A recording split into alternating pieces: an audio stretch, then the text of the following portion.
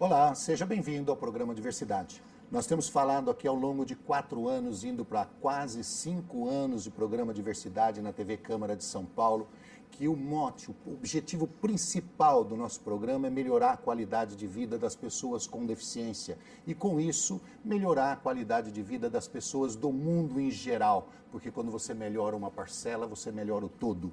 Quando você melhora o todo, você melhora em muito as parcelas. Mas como falar de melhoria da qualidade de vida das pessoas que não têm qualidade nenhuma? Zero. Como falar de melhorar a qualidade de vida das pessoas que não têm perspectiva, chega a não ter dignidade, chega a estar largado ao mundo sem nada de qualidade? Como falar sobre isso? Fica muito difícil para nós, para mim principalmente, fica muito difícil conversar sobre esse assunto, partir do zero. Mas nós temos uma pessoa especialista no assunto que pode pelo menos dar dicas a respeito dessa situação. Nós vamos conversar com a vereadora Soninha Francini, que já está há muito tempo tratando das pessoas moradoras de rua. Olá, Roberto, tudo bem? Tudo. E aí, menina, moradores de rua, é uma tristeza, né? A sua apresentação já coloca um ponto de partida bem desafiador, né? A população em situação de rua tem menos do que o mínimo de dignidade, né? Quando uma pessoa já tem algumas condições, tem família, tem um domicílio, já enfrenta dificuldades imensas. Quem está na rua, né, como ponto de partida, não tem banheiro. Isso é uma situação gravíssima. As pessoas não têm banheiros à disposição. Exceto aqui, ali, né, algum lugar. Os banheiros do metrô são bem receptivos, bem vigiados, bem mantidos, então são usados habitualmente por moradores de rua. Por que eu disse vigiados? Porque isso faz com que haja o respeito ao espaço e que os próprios usuários não sejam os usuários com aquele aspecto, né, inconfundível de morador de rua, não sejam barrados, rejeitados, sob o argumento de que eles não saberiam cuidar. Como está sendo cuidado, então você acaba sendo mais respeitoso e receptivo com todo mundo. Mas assim, tem pontos em que há banheiros de uso público e que também permitem o uso, né, aceitam o uso por moradores de rua e os moradores de rua conseguem chegar até lá. Então, pensa um banheiro adaptado. Não tem nem banheiro, aliás, não é só para morador de rua, não tem banheiro para mim, não tem banheiro para ninguém, banheiros públicos em quantidade suficiente. Que dirá um banheiro adaptado? E os recursos mínimos, né, que uma pessoa precisa ter para ter um pouquinho mais de autonomia, cadeira de rodas nem se fale. É muito difícil conseguir, se consegue muito por doação, ou então aquela cadeira já antiquada, né, pesada, enterrada, difícil. Mas você também tem dificuldade em conseguir muletas e dificuldade em conseguir bengala. Então é até meio lugar comum, né? Para morador de rua tudo é mais difícil. Mas quando a gente pensa nos vários elementos envolvidos, aí você vai ficando mais e mais ciente e consciente dessa dificuldade adicional. Como você falou, eu trabalho com população em situação de rua há muito tempo. Só que até outro dia era um trabalho menos organizado, mais voluntarista, assim, né? De conhecer, de acompanhar um caso. Eu trabalhei muito tempo na ESPN, na MTV, na pracinha atrás, porque eram vizinhas de prédio, a MTV, uma Viela e a ESPN. E numa pracinha atrás da TV, tinha um rapaz que morava ali, montou a barraquinha. E algumas pessoas ali da vizinhança, da TV, do posto de gasolina, fizeram contato com ele, fizeram amizade e procuravam ajudá-lo na medida do possível. Eu fazia parte desse grupo. E esse ajudar não tem um manual de como é ajudar, qual que é essa medida do possível. Porque cada um tem uma necessidade, né? E a gente acha que sabe qual é a melhor para todo mundo, né? Seres humanos em geral acham, eu sei do que você precisa. E a gente faz isso com morador de rua também. Então eu sempre estive próxima a pessoas em situação de rua de uma maneira ou de outra. Até que eu comecei a me dedicar de um jeito mais constante. Então, como começo de conversa, todo Natal eu passava algum tempo com os moradores de rua. E começou um dia que eu resolvi parar numa maloca, como eles dizem, parei numa maloca ali debaixo do minhocão e falei assim, olha, eu estou pensando em trazer uns panetones para vocês aqui hoje à noite, dia 24, mas tudo bem? Vocês querem? Aí eles apontaram assim, atrás deles, uma pilha de panetone. Então, no dia 24, passa muita gente doando panetone. Eu falei, não, então pode ser outra coisa. Nós não precisamos de panetone. Não, panetone não, um lanche salgado, talvez. Então, esse meu contato foi aprofundando, ampliando. Quando eu era vereadora também, consegui, né, desenvolver várias ações voltadas para população de rua. De uns 2 ou 3 anos para cá, aí pela primeira vez eu me organizei numa associação, que é a Associação Casa Bodhisattva, que aí sim, a gente tem uma rotina, tem um calendário... Uma disciplina, no caso. Isso, permanente, vamos dizer, de atividades. E aí, finalmente, fui convidada para ser secretária municipal de assistência social, e é lógico que aí você tem a visão mais desafiadora de todos. Quando você é ONG, igreja, voluntário, você pode se dedicar a um número menor de pessoas. E ainda assim dá aquela aflição que você queria fazer mais por aquelas e por mais pessoas. Quando se é secretário, quando você é responsável pela política pública, aí você não pode esquecer de ninguém. Pensar em muitas alternativas diferentes. Se você ajudar 999, esquecer de um, pessoalmente eu ponho você porque você esqueceu de um. E tem lá a sua razão, né? A gente não pode fazer... políticas que não contemplem todo mundo. Então, um dos equívocos em políticas de assistência social, voltados especialmente para a própria rua, é criar serviços que atendam muitas pessoas ao mesmo tempo. Como é um número significativo de pessoas na rua, então, se você fizer serviços de grande capacidade, parece bom porque você vai diminuindo a proporção, né? Gente na rua e gente acolhida. E aí, nas últimas gestões, foram feitos grandes equipamentos, grandes complexos. O Boracéia, na gestão da Marta, depois na gestão Kassab, foi inaugurado o complexo Prates, na gestão do Haddad foi reformulado o Zaquinar, que há muitos anos já se tem em São Paulo o Arsenal da Esperança. Qual que é o problema desses serviços? Bom, primeiro que em qualquer situação, você lidar com 500 pessoas dividindo um espaço físico, seria complicado. E se tratando de pessoas em situação de rua, que tem ainda mais arestas ali, né, no convívio, tem mais calos, fazer com que dividam um espaço físico, um dormitório, é mais difícil, mais complicado ainda. E aí, como é que você consegue prever essas necessidades especiais entre quem já é carente de tudo? Então, esses serviços, acho que talvez assim, o que tem de positivo neles em relação aos cadeirantes é que normalmente eles são, falando de cadeirantes como se fosse a única categoria de pessoas com deficiência, mas é que cadeirantes, o número de cadeirantes é muito numeroso. A vantagem desses serviços é que eles são, em geral, térreos. Então, pelo menos, o deslocamento lá dentro não é tão difícil. Mas esses serviços são dotados de camas beliche. E aí você tem que reservar a cama inferior do beliche para a pessoa com deficiência ou com alguma dificuldade temporária de locomoção. Então, isso já começa a ter que pensar, bom, quantas camas eu vou deixar reservadas para a pessoa com deficiência? Eu vou deixar uma cama vazia, enquanto uma outra pessoa que não tem deficiência tá na calçada?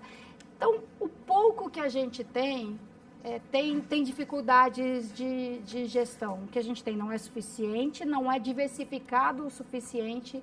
E mesmo quando você pensa em 500 pessoas, se bobear com 500 vagas, você não tem as vagas suficientes para a pessoa com deficiência. Ô, vereadora, diga. Deixa eu perguntar uma coisa para você. A média mundial de pessoas com deficiência, da população, é 15%. No Brasil, nós chegamos a 20% da população com algum tipo de deficiência. Se você pode me informar se, com relação aos moradores de rua, a gente teria coisa de 20% de moradores de rua com algum tipo de deficiência? Isso eu estou falando somada a todas. Cegos, surdos, síndromes, amputados, paraplégicos, tetraplégicos, e aí vai por diante, hemiplégicos. Olha, esse é um problema nosso das políticas públicas de um modo geral e de população de rua em particular. É você ter muitos números estimados. Não tem um censo correto. Tem o que se chamou de censo da população de rua, mas um recenseamento de pop rua é muito difícil de se fazer, entre outras coisas, porque as pessoas eles mudam de lugar. Se deslocam, lógico. Não é como você fazer um censo de casa em casa, né? Tocar campainha. Sim, concordo. Então, o censo, ele tem características limitadas, a capacidade limitada de realmente dizer quantas são as pessoas. Ainda mais, se você faz um recenseamento numa cidade pequena, ainda Mas é mais abordado fácil. esse tema, pessoa com deficiência? É abordado, mas se eu não confio nem exatamente nos resultados do censo, então, quanto é confiável esse outro dado? Claro, o censo não é que ele não serve minimamente como baliza, sim, mas ele é um retrato parcial e é uma foto daquele momento. Dali a 6 meses, aquela população já pode ter aumentado muito de número. Agora, a gente pode dizer tranquilamente que no mínimo 20%, possivelmente mais do que isso, da população de rua apresentam algum tipo de deficiência. Essa mudança que você disse, cada 6 meses muda, ela tem um fluxo de pessoas que saem da rua e um fluxo de pessoas que vêm para a rua? É isso? Tem um número muito maior de pessoas vindo para as ruas de São Paulo, porque também tem esse aspecto, né? Em função de desemprego, de êxodo rural, parece que a gente está falando de coisas dos anos 70, né? Não, mas ainda acontece um êxodo rural, uma saída de outras regiões do Brasil para vir para São Paulo. E aí as pessoas já vêm em situação de rua por sua decisão, ou, infelizmente, por encaminhamento dos seus governos locais, ou então ela veio aqui sem estar originalmente em situação de rua, mas acreditando que em São Paulo ela conseguiria o emprego, se organizar melhor, e ela não consegue. Então, São Paulo continua sendo um lugar que atrai as pessoas, porque parece oferecer possibilidades melhores para quem não está na rua e também para quem já está em situação de rua. Vamos esclarecer uma coisa. Geralmente a população, de uma maneira geral, ela tem o morador de rua como o cara drogado, na grande maioria vagabundo, que está ali para pedir, certo? Bêbado e aí por diante. Então, como você diz, êxodo rural, né? Vindo de outras capitais. São pessoas, são trabalhadores que vieram para São Paulo já em condição de morador de rua. Ou seja, não é que ele veio para morar na rua, ele veio e não tem uma casa para morar. Ele veio e não tem um lugar. Então, ele vai morar na rua. Então, o que a gente poderia estimar em termos de porcentagem, novamente falando? Nós temos um grande número de pessoas, moradores de ruas, que são viciadas, seja no álcool, seja na droga, mas que são trabalhadores de uma maneira geral. Como é que você classifica isso? Olha, é bom, a gente fala em população de rua exatamente porque uma população é composta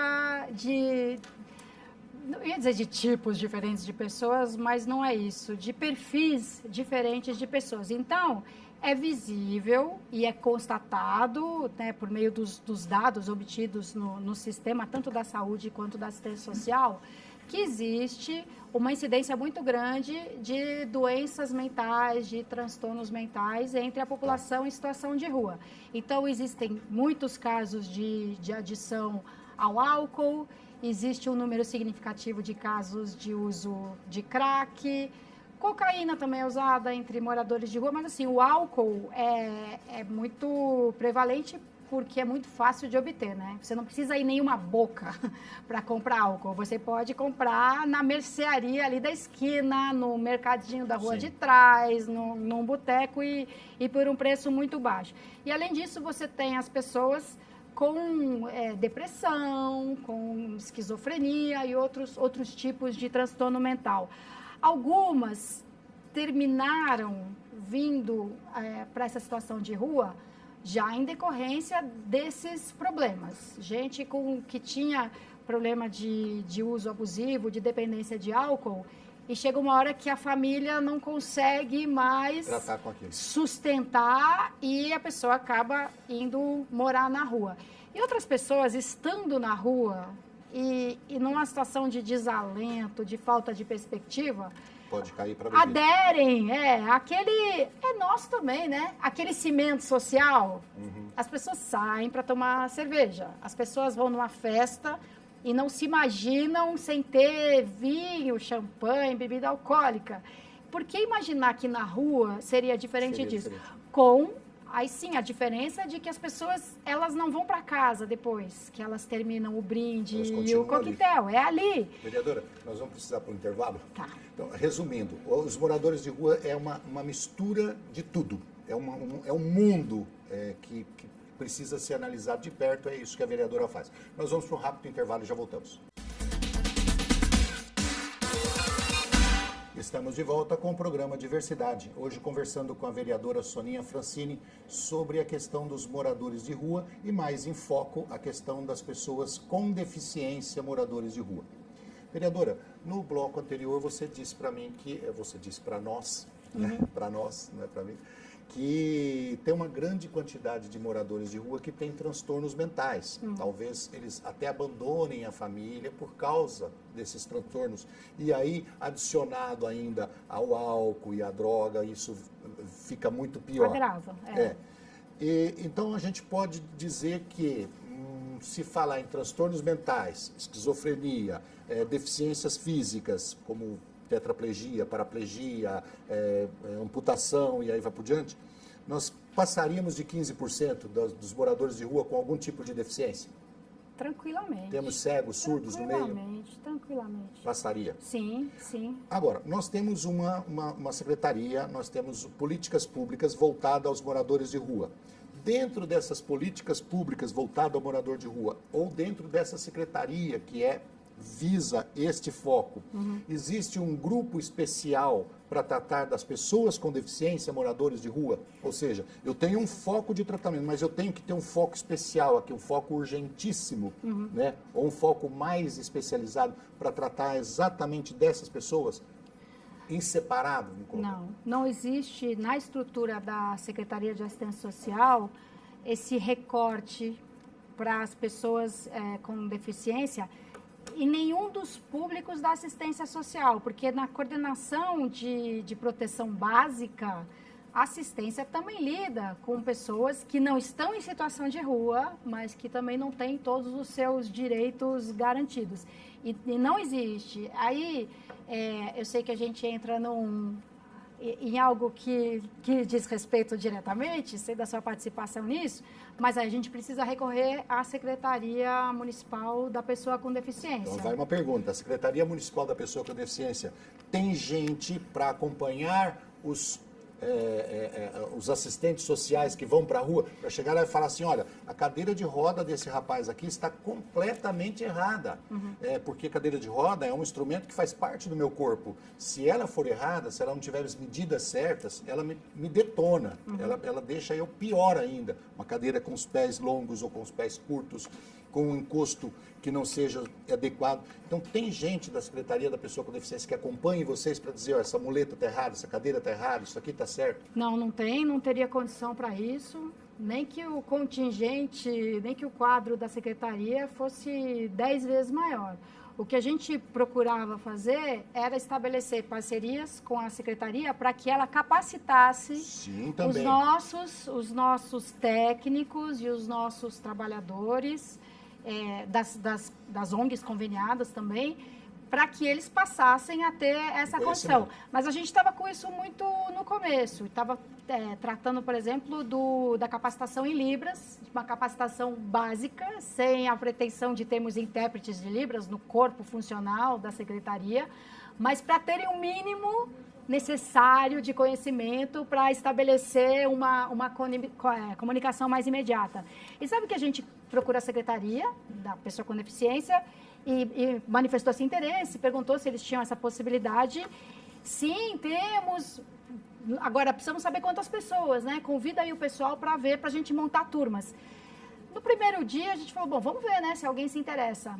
No segundo dia, tinha 80 inscritos. No terceiro dia, 120 pessoas inscritas. Isso só da estrutura direta da secretaria, sem abrir ainda. Muito bom, significa que muito interesse. O pessoal tem interesse em fazer um bom trabalho lá na ponta. Interesse. Então, é muito importante que a gente tenha isso em mente. Que existe a necessidade, existe, é óbvio.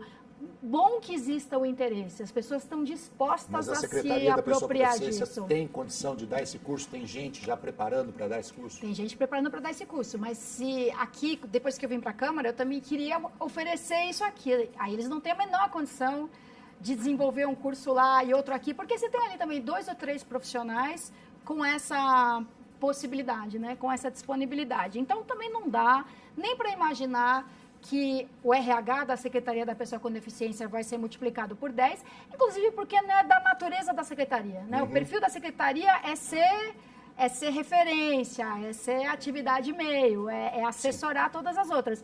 Mas então a gente tem que pensar em estabelecer parcerias, convênios, para que entidades... É isso que eu ia falar.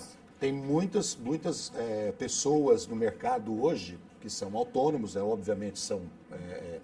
pessoas que cobram para isso, sim, né? Claro. Que dão um treinamento e dão ótimos treinamentos. Se a Secretaria não tem condição pelo número de funcionários, né? Não tem condição de dar esse treinamento para a Secretaria de Assistência Social, eu acho que tem que contratar pessoas de fora para dar esse treinamento. Porque eu considero da maior importância. Nós estamos falando de dignidade. Então, ou seja, chega lá na ponta, eu tenho uma pessoa sentada no meio da rua. Por que você está sentado? Porque eu sou paraplégico, não consigo... Por que não tem uma cadeira? Onde buscar? Tem onde buscar? Não. Em dispensários públicos? Não, depende, assim, não em cadeira com qualidade. Imagina, não tem. Fica dependendo de um Rotary, de uma igreja, de um movimento espontâneo organizado. São muitas as ONGs que à noite saem distribuindo a sopa. E que fazem o contato ali com alguém que pede a tal da cadeira de rodas, a muleta. E essas pessoas se mobilizam, fazem ali uma vaquinha para adquirir uma cadeira. Então, enquanto política pública, atrasadíssimo. Com relação à escola, nem pensar, né? Nenhum deles frequenta curso nenhum. Nem pessoas com deficiência, nem sem deficiência. É muito difícil aderir a um curso num formato convencional. Entrar naquele modelo do horário rigoroso, é um tipo de organização para a qual a maioria das pessoas que já estão há algum tempo em situação de rua não está preparada. Então, quem está há pouco tempo em situação de rua, acabou de se encontrar assim, ainda tem uma organização do seu relógio biológico, do seu dia, da sua semana, que permite aderir que possibilita aderir a um curso convencional. Então, o que se procura fazer é oferecer alternativas de capacitação, de treinamento, que sejam mais... Saúde. Os hospitais, obviamente, os hospitais municipais, estaduais, eles recebem os moradores de rua em caso de emergência, em tratamento de uma maneira geral. Pessoas com deficiência, como elas são levadas para lá normalmente através do SAMU, de carros da prefeitura, e quando eles chegam, o hospital está apto a identificar que ali existe uma deficiência e tratá-lo de acordo com a necessidade dele? Olha, tendo chegado ao hospital ou pronto-socorro já facilita. Às vezes a dificuldade... Se chegar lá já está bom. A dificuldade para conseguir um atendimento do SAMU para uma pessoa em situação de rua é muito alta. Ou porque existe um consenso não admitido, mas assim, deve estar bêbado. Estão chamando a ambulância para morador de rua, deve ser bêbado. Eu já presenciei isso. Eu já chamei uma ambulância para uma mulher que estava tendo convulsão, fazia umas 2 horas. Depois chegou lá a ambulância e a socorrista cutucava ela assim com a ponta da bota, assim, vai, levanta, tá bêbada. Completamente. Então, quando chega um pronto-socorro a um hospital, quando consegue, né, estar lá dentro, aí tem uma estrutura melhorzinha, ou tão deficiente quanto a que a gente sabe que é para todo mundo. Mas realmente chegar lá é difícil. Eu vou lembrar um episódio aqui na Câmara Municipal. Eu era colega de mandato do Chico Macena, que tinha sido presidente da CET. E o Chico chamava muita atenção para as questões de deficiência, dificuldade de locomoção, porque ele tinha quebrado uma perna uma vez, ficou com a perna toda engessada, e ele falou, eu subi Eu subia para trabalhar na CET de bunda, subindo a escada assim. A gente vê as pessoas se arrastando assim, na rua, se arrastando. Então, em geral, a vida é mais difícil do que na hora em que você está dentro de uma unidade de saúde. Quando eu comecei esse programa, eu disse assim, falar das pessoas que não têm qualidade nenhuma, como fazer com que essas pessoas tenham qualidade, para depois nós procurarmos uma forma de melhorar a qualidade. Sabe de que forma? Eu vou dizer, com o aval da Soninha aqui, pode me dizer se estou certo ou errado. Engajamento de toda a população. Toda a população de São Paulo tem que estar alerta de uma forma ou de outra, ajudar, estender a mão aos moradores de rua, sem preconceito, sem discriminação, sem medo. Ajudar as pessoas com deficiência, ajudar os moradores de rua. Nós daremos a qualidade necessária para depois crescer. Obrigado, Soninha. Obrigada. E do ponto de vista aqui do poder público, das políticas públicas, produzir dados. Produzir, rever, trabalhar os dados para que a gente realmente possa traçar políticas sem esquecer de ninguém. E eu quero que você continue esse trabalho maravilhoso que você desenvolve há muito tempo. Obrigada. Obrigado a você de casa que esteve conosco no programa Diversidade. Nós te esperamos na próxima semana. Um abraço, até lá. Tá.